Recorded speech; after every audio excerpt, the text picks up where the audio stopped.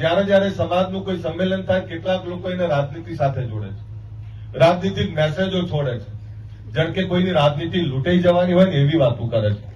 આમાં બધા આવી ગયા તમામ પાર્ટીઓ. પણ તમે નવી પેઢીને તૈયાર નહીં કરો, જે પેઢી તૈયાર થઈ છે એને મજબૂત નહીં કરો તો થાકી જશો. આવનારી 2-3 પેઢીને તૈયાર કરો કે અમારા પછી કોણ. પણ આપણામાં એવું થાય છે કે અમે અલ્પેશ ઠાકોર આવી ગયેલા એને એવું થાય બીજો કેવી રીતના આવે એની ચિંતા કરીએ છીએ. પણ મારે તૈયાર કરવા પડે તો બીજા. આ ગુજરાત ક્ષત્રિય ઠાકોર સેના આવ્યા પછી કેટલા યુવાનો તૈયાર કર્યા છે, હજારો યુવાનો તૈયાર કર્યા છે અને તમામ ક્ષેત્રમાં નેતૃત્વ કરે છે. પણ જે લોકો સામાજિક મેળાવડા, દરેક સમાજના સામાજિક મેળાવડા થાય છે. અત્યારે દેવસિંહભાઈએ પાટીદાર સમાજના સંમેલનમાં જવાનું છે, એમ દરેક સમાજના મેળાવડા થતા હોય છે. કોઈ રાજનીતિની ચર્ચા તો કરતું નહીં, તો આપણે ભેગા છીએ ત્યારે જ કેમ રાજનીતિની વાત કરે છે? એટલે એમાંથી બહાર નીકળો, સમાજની સારી વાત પકડો, સમાજને સારી દિશા તરફ આગળ વધારવાનું કામ કરો.